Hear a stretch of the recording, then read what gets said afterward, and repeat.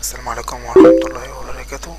النهاردة إن شاء الله هنشوف مع بعضينا المرة الرابعة تشفير سيرفر لبرنامج النشرات كلين. هو مش مكشوف من ولا حماية الحمد لله، وهو نستعمله 3 برامج وبرنامج ضغط الملف، يعني علشان نضغط الملف يخلي حجمه صغير. أول حاجة إن شاء الله هنكون سيرفر لبرنامج النشرات. طبعا جميع البرامج وزائد البرنامج التفعيل هنلاقوها تحت الفيديو ان شاء الله عندكم، هتلاقوا كل البرامج زائد الكراب بتاع كل برنامج، وزائد برضك نسخة لبرنامج النشرات. تمام، هتكتب هنا النوع IP بتاعك او الهوست، او تكتب هنا اي اسمك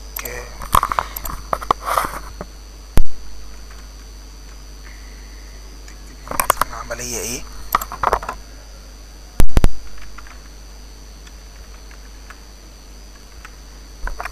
تختار هنا مكان كنت بتعلم على بروجكت بروسيسور ويو اس بي، الاتنين دول بس انا مش هعلم عليهم لان ديت يعني بتسقط الويندوز بمعنى اصح، يعني بتتعب بالجهاز ما بتعملها الخاصية دي، فانت هتعملها عادي، يعني انت متشغلكش بعد التحية تبقى جهازك كويس ولا سليم. المهم انت عشان ما تبوظلكش جهازك انت تك على بيلود زي سيرفر. تمام،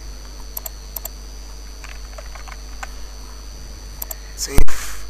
تمام، اوكي، هو ده السيرفر بتاعنا.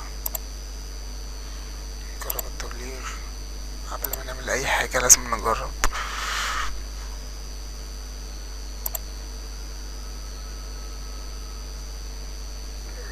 تمام كده سيرفر برنامج كود ويل اللي هو 4 اللي هو 2010 اللي هو التسطيب بتاعه الكراك بتاعه هتلاقوه تحت الفيديو ان شاء الله. افتحه اوبن.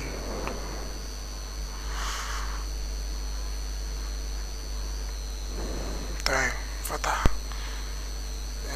تكتب هنا كده بقى، اكتب له كل اليوزر والباسورد، او ممكن تكتب اي حاجه عادي.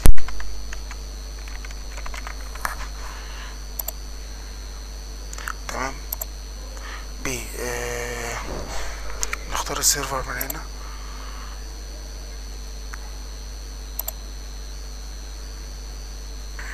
تمام، هو ده السيرفر، وبعدين تخش على التاني تتعلم على دي ودي الاربعة دول بالظبط. تمام، تخش هنا بتختار هنا بتعمل فولدر فاضي علشان سيف سيرفر، وبتختار اللي هو 4، احنا عملنا رقم 4 ده هنختار اوكي. بعدين التكة هنا وبتكة هنا ديسكتوب مثلا، وتكتب اي حاجة كده. تمام، ويبدأ عملية التشفير.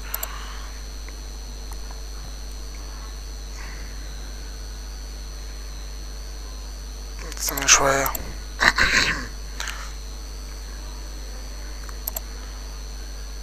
تمام، ويبدأ اهو مسائل.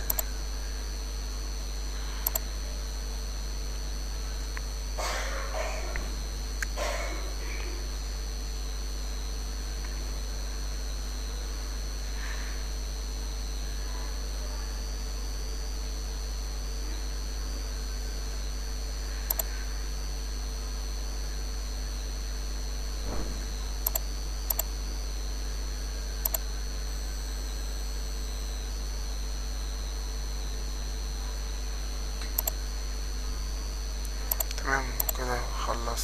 تمام، نطلع بقى من اللي هو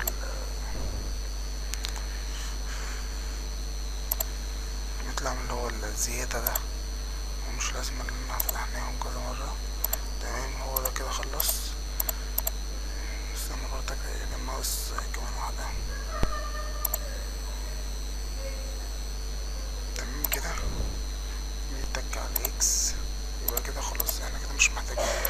طبعا السيرفر بتاعنا لو هنا في اللي هو الفولدر اللي احنا عملناه واخترناه في البرنامج الكود وول 2010 اللي هو اصدار رقم 4. هو ده السيرفر بتاعنا. تمام. نمسح بقى السيرفر اللي هو القديم، وناخده الجديد نحطه هنا، نقفل ده كده، نمسح دي.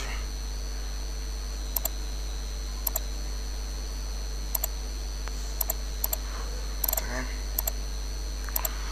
نخشوا على البرنامج الضغط اللي هو اليو بي اكس بالشكل ده كده، ونسحب السيرفر نحطه في ار بي اكس. تمام.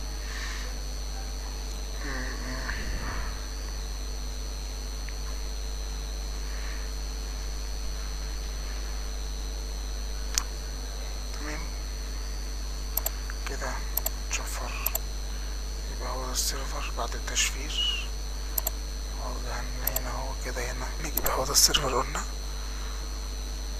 ونفتح البرنامج، اخر برنامج وهو ده دوت. ان شاء الله هحط لكم النسخه بتاعته والكروب بتاعه تحت الفيديو. برضك انا كنت حاطه في التشفيره بتاعت المره اللي فاتت، كنا برضك مستعملين التشفيره بتاعت الفيجوال بيسك بتاعت سباينت واكستريمرات وبفيروسات اللي هي الكليم برضك يعني. نفتحه.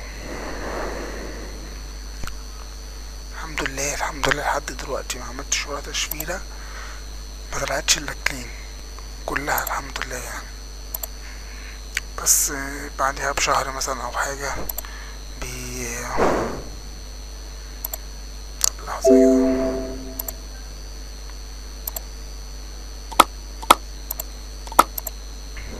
تمام. نستنى برضك قبل ما يفتح عشان مش عارف هو كده ليه. نقول له يقفل، هو تمام. بعدها مثلا بشهر، بعد ما عملت بشهر بيتكشف حمايتين بس، وهم حمايتين يعني. الأفيرة بتكشفها بعد شهرين ولا حاجة، مادام التشفيرة محدش عارف يفحصها على موقع الفحص أو الكلام ده. يبقى يا عم حاجة بعد ما خلص التشفيرة يا جماعة بالله عليكم محدش يفحص على موقع فحص. أنا هفحصها لكم مرة بس انتوا متفحصوش تاني عشان تتكشف، يبقى كده خلاص شكرا يعني. تمام. بعد ما افتح البرنامج هنختار السيرفر،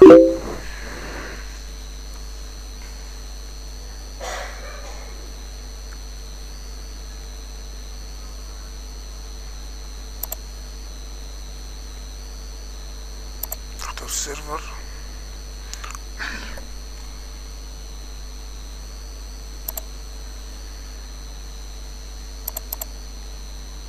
بنعلم على الاتنين دول كده، وهو بيبقى يعني بتعلم من اول واحدة لحد قبل الاخيرة. تمام.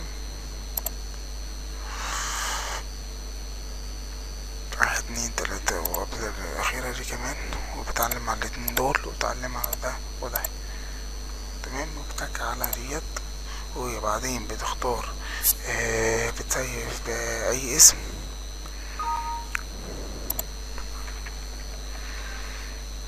تسيف كده، وبعدين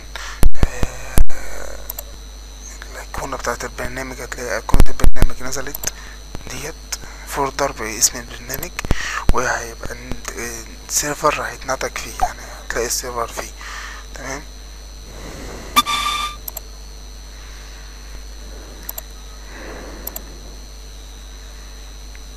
هنستنى عقبال ما يخلص تشفير، وكده شغال اهو.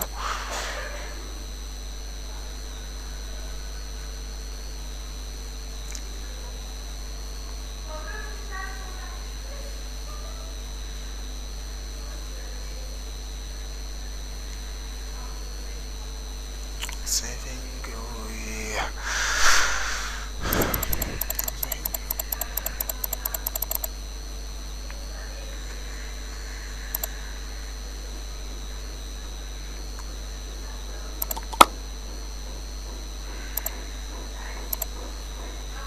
ما هو كده خلص، يبقى كده خلاص احنا مش محتاجين.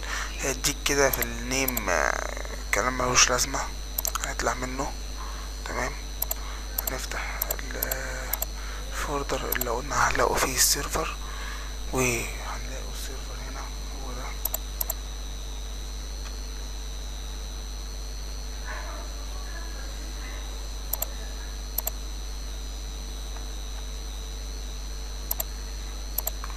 تمام، هو ده السيرفر بتاعنا. دلوقتي جه وقت تجريب التبليغ. تمام.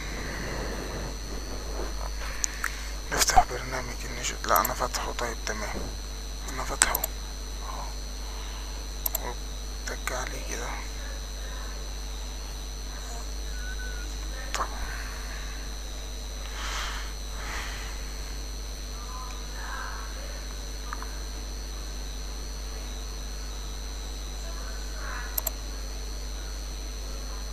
وبعدين بنضغط على كلمة اوبن، نطلع من اللي احنا فتحناها ومش محتاجينها خلاص. ماشي، شكرا شكرا. ونتك ونفتح السيرفر بقى.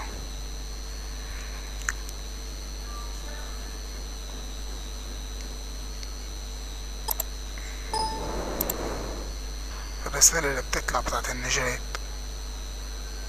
في فترة عشان هتلاقيه طالع. تمام. كلهم برضك اثبات تنصوروا الشاشة.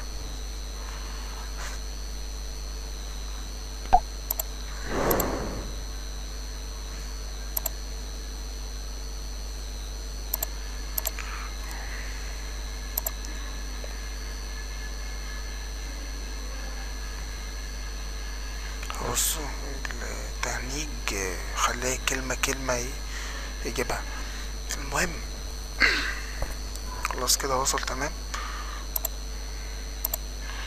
دلوقتي هنيجي لوقت الفحص. هنفحصه بالأفيرا على موقع للفحص. تمام، التبليغ وصل اهو.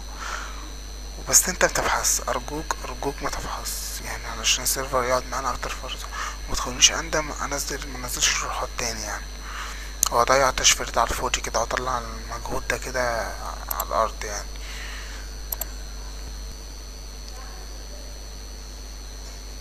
نيجي دلوقتي نفحص.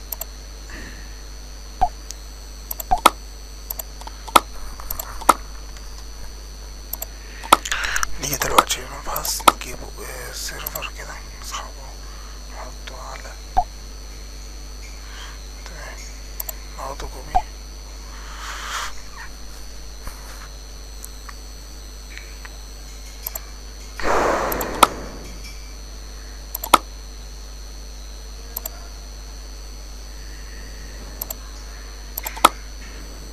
طب ايه في مشكلة في الفيمور بتاعت لا اشتغلت. تمام، ساعات بتعلق كده. يبقى هو ده كده السيرفر بتاعنا. تمام، نفحصه بالأفيرا الأول. نروح نفحصه على موقع الفحص فيروز دوت.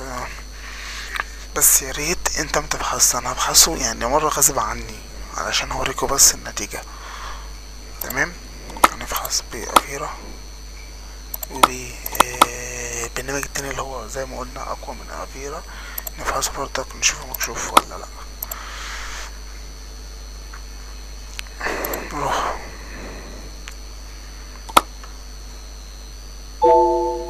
تمام، نعلم على دوت دي. بس انت طبعا مش هتعلم لانك مش هتفحصها ان شاء الله يعني. ان شاء الله كلكم ايه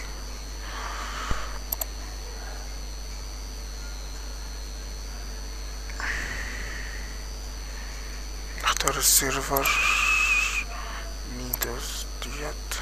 تمام، تك اوبن.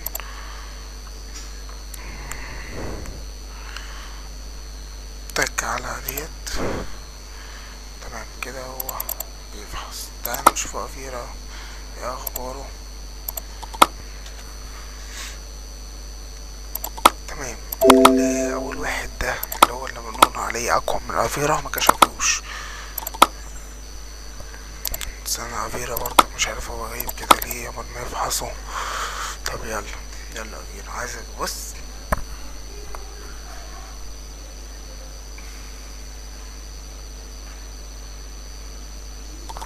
مسهل. طب تيجي كده نشوفوا الموقع، نشوفوا ايه. كيلين الحمد لله 0/14 انتي فيروس. عندنا افيرا وافاست ويافيجا وباندا، وكله تمام، كله مش مكشوف الحمد لله من ولا واحد. ده الشرح ده حصري تمام. وافيرا اهو يعني على الحقيقة الاتنين مش مكشوفين والحمد لله. ويبقى كده مش فاضل ان انا اشكركم حسن متابعتكم، وطبعا مستنيين دعواتكم لينا ان شاء الله بالنجاح. والسلام عليكم ورحمة الله وبركاته.